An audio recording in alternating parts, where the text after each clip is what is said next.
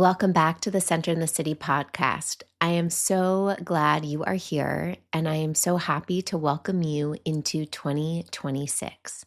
As this episode goes live today, I wanted to create a cozy little container for you and I and us to collectively, through various time and space, to find some time to reflect and connect as we begin this new calendar year chapter. If you have been a Center in the City listener for the last years, or you are part of my newsletter or community, you know how much I love January 1. My husband lovingly makes fun of me of, you want your journal time on January 1. And it's true. It's like, I love this day because it invites the slowness. There's a stillness in the air. There's a sense of release. There's a sense of freshness, even if it's sort of fabricated because it's just this new calendar year. It's not like there's a shift in season. It's not like there's this bigger change happening, but it's pretty powerful because January 1 is something that we collectively celebrate and recognize throughout the world, that it is this new calendar year, this new year begins. And that's not to say in a Western-dominated world that our January 1 calendar supersedes the lunar calendar or other ways to recognize holidays and New Year's. But there's something palpable, and I want to honor that, and I love honoring that. And so I want to create a time for us to collectively honor this transition that happens so that we can step into this new calendar year with intention. And I say intention instead of resolution. Resolutions create this idea that we're not going to do something. And so when we're focusing on the not doing something, we're putting energy into that thing, right? I'm not going to eat chocolate. I am not going to look at my phone past 9 p.m.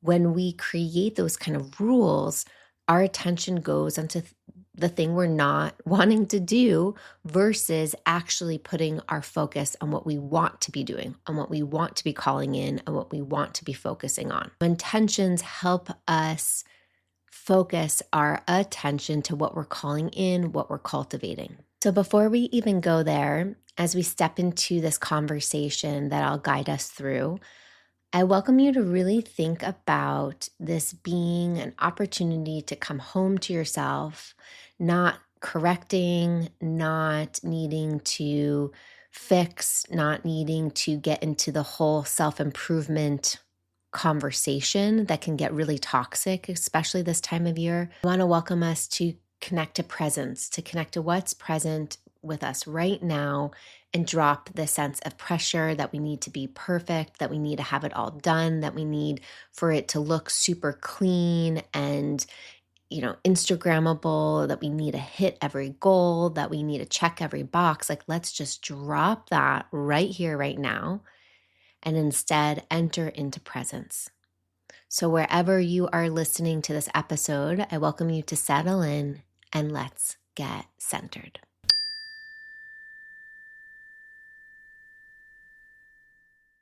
Here we are, January 1st, this sacred day, this threshold that marks this new calendar year.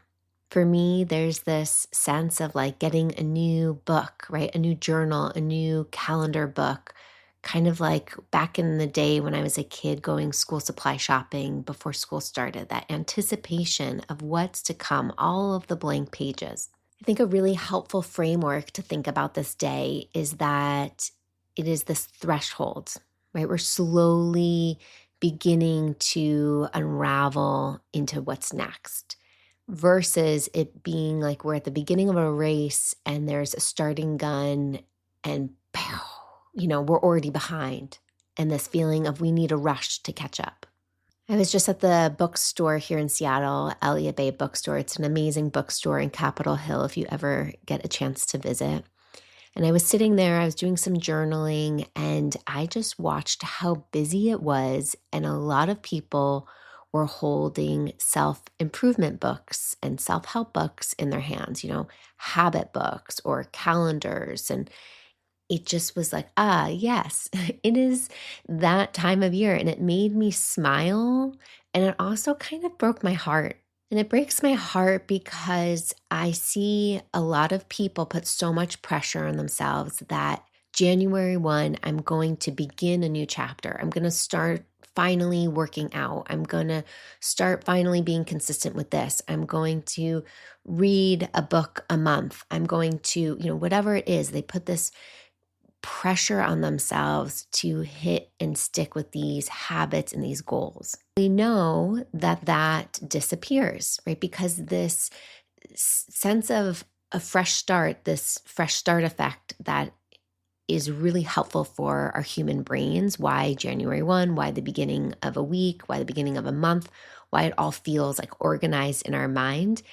It creates this false sense of hope that something's going to be different, because there's this deep desire, I think, for the human spirits for change to happen, even if change is hard. I think people want to call in change, but we have to be ready and willing to do the work to allow change to happen.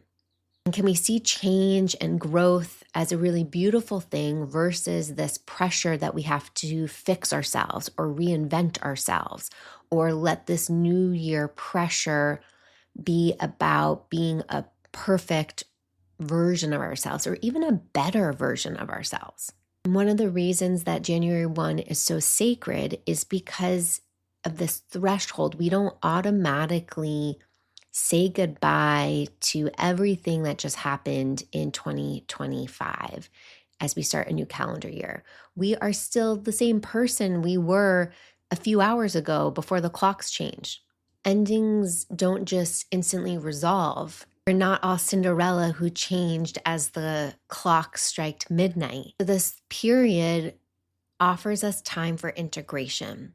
And integration can be really challenging because we think that, I reflected on the year past. And if you joined the end of the year ritual, you did a lot of that. But we also have to think about, what are we integrating? What are we taking with us? What do we want to let go of? What is actually going to change internally? Our beliefs, our relationship to our beliefs, our connection to our inner wiring. What's going to change internally so that externally we can have different results in life? So I really welcome you to take some time to reflect and integrate before you take the action. So I welcome you to pause here, grab a journal, and think about these different prompts. And you can pause and take as much time as you need between each prompt to reflect. So what are you celebrating from this last year, from 2025? What are you celebrating? What do you want to acknowledge yourself for? What are you grateful for from this past year?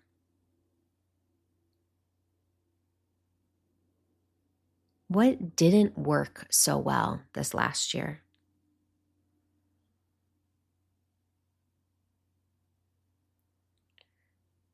And then to invite some integration, what are you committed to practicing in 2026 based on what you learned in 2025? What are you committed to practicing?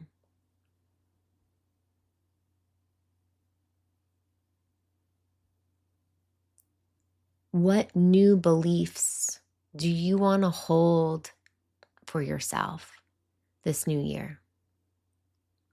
What beliefs do you want to hold for yourself this new year? And then it can be really helpful to think about intention setting, right? And I have a whole intention setting process that I lead clients through. I usually do it in a workshop. This year I'm hosting a retreat. So if you feel inclined to join us on retreat, there are still a few spots left. You can learn more in the show notes or head to retreat.centeredinthecity.org. I'm also hosting some one-on-one 90-minute sessions to support people creating what I call a power intention for 2026. And so if that's something you're interested in, you can also check out a way to schedule that linked in the show notes. And if you're just right now in the spot of journaling, of processing, I welcome you to think about your intentions. Like, how do you want to feel in 2026? Get as detailed as you can, right? Notice the imagery, the felt sense in your body. Do you get any kind of flashes of visualizations?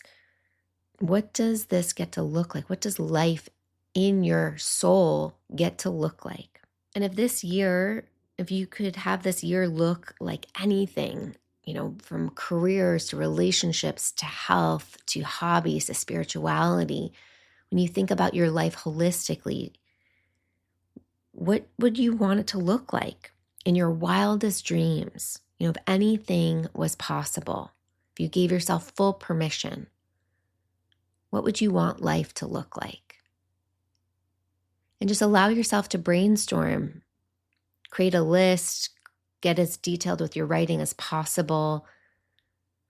When you let your mind just kind of brain dump it out, you're letting go of all the restrictions that we typically have, right? All the thinking traps, all the self-doubt, all the limiting beliefs that can come up, or fears. So when you can just let that go and allow yourself to play, you can see how creative the brain can actually get. And from that place of creativity, you can start to ground it into reality. So I welcome you to pause here, get as much reflection, integration, and intention setting as you can that feels good to you. You can add more questions if you're inspired. I'm sure there's so much out there in this world to gather from. Now, this other framework I want to welcome us all to think about, right? There's kind of the saying that's out there of you're not late, you're becoming, right? You're not behind, you're becoming. And I want to build on that because this becoming, it feels really sweet in the sense of we're naturally unfolding, our time is coming, connecting to trust. But I want to create a little bit of a twist on we're not just becoming, because that can also have this connotation of like we're fixing, where we are isn't good enough, which can feed that I'm not good enough conversation that I know so many of us have, myself included. And it's to twist I'm becoming to I belong. I am belonging. I belong to myself. Reminding ourselves that we belong right here in our community, in our life, in our body. It's about being with life. It's about trusting what's here. It's about accepting what's here. It's about knowing we're part of something bigger, that when we care for ourselves, we're caring for others. When we care for others, we're caring for ourselves, right? This interconnected system. This whole past retreat that I was in, this meditation retreat I was practicing, I shared this in the last episode, a lot of metta, a lot of loving kindness meditation. And this extra care and love that I was giving myself was so healing. That reminder that I belong inwards, that I belong, and all of the parts and pieces of myself belong, even the parts that maybe I don't love, or maybe I get frustrated with, or maybe they're not my favorite, or maybe I wish I could change them, but that they belong, that they're here.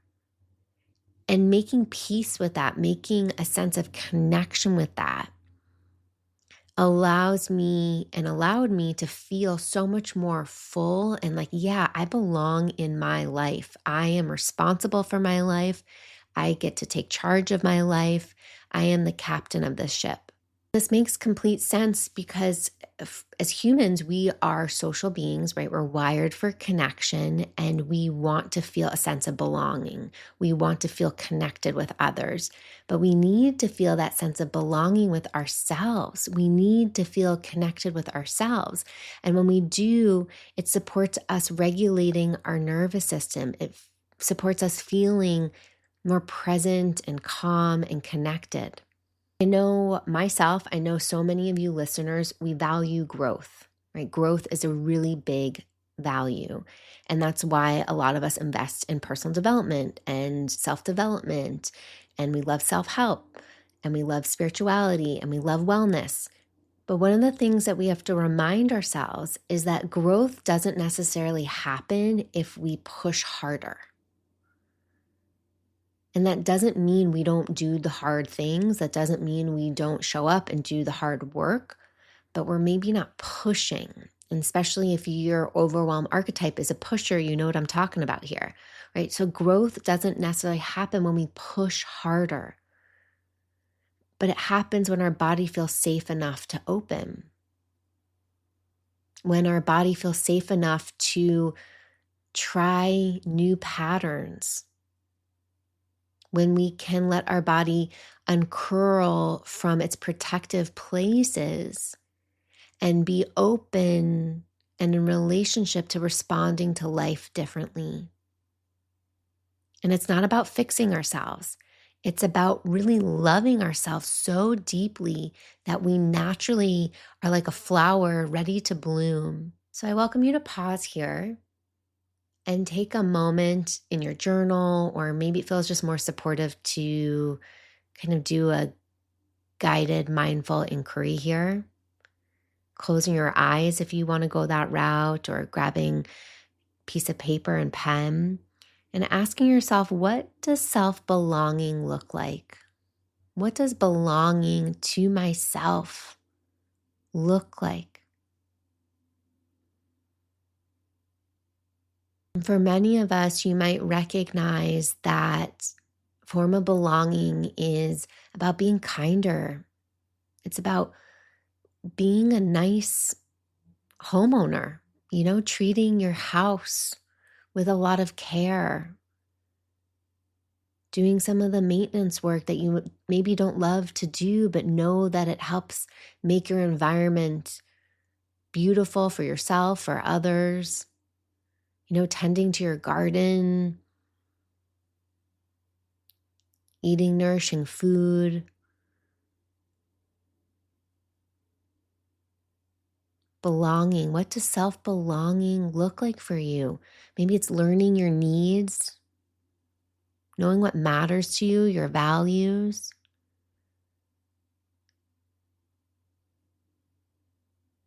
Knowing what you want in life. Being of service. I talk about this as a mindful moment in my book. In the mind section, be your best friend, not your worst enemy. And this is like number one, because so many of us are so harsh with our self and our internal self-talk. And when we're harsh with ourselves, we create more stress. We literally create more cortisol internally, more inflammation in our systems. And that sense of stress, or the toxicity in which we talk to ourselves, or the negativity, or the not enoughness, that creates a sense of disconnection, not welcome energy instead of belonging, right? It becomes the opposite. So when we can live from the sense of belonging, that's really where we can start to embody our intentions and live them out loud and feeling more connected with them in 2026. Because we're actually feeling an alignment of the sense of authenticity of what's mine and where is this coming from, versus this is what I should be doing, or this is what life should look like, or this is what this Instagram person's doing, so I should do that, or I should wear my hair this way, or I should order this outfit, or right? Like we get so wrapped up into how we should be doing that creates a false sense of belonging. So when we connect inwards, we're really rooted into this internal sense of I belong, I matter, I am here for myself. And from that place, we are like, yes, I am living my intentions loud and proud. Best part is it's not coming from a place of striving. It's not coming because we're at the starting line and we're already feeling behind. It's because we're living, we're breathing, we're being present in our lives. We're truly connected to ourselves, and what we say matters. One of my favorite practices that reminds me to come back to myself, come back to my center, come back to the sense of belonging, that I want to share with you so that as you begin your calendar year, as you step into this new chapter, that when life takes you away from yourself, that you can easily come back. And it can look like many different things for me. When I notice I've left myself, when I notice I am leaving myself, or maybe I have left myself already and I'm wanting to come back, I take my hand on my heart, I close my eyes if I can, and I say, I will breathe with you, and I'm talking to myself and all of the parts and pieces. Sometimes it's talking to my inner little girl. Sometimes it's talking to a bunch of parts and pieces of myself. I will breathe with you until we become one. I will breathe with you until we become one.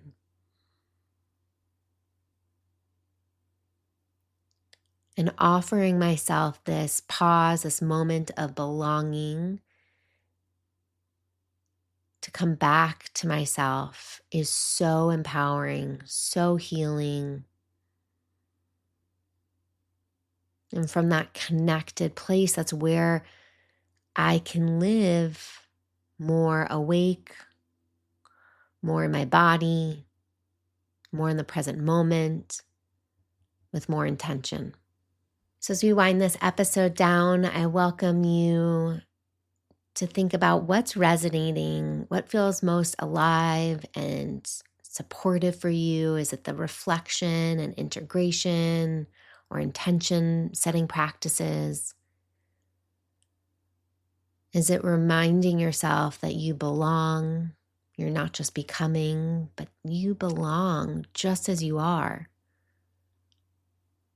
Is it this reminder that you're not behind, even if it's a few hours into the new year?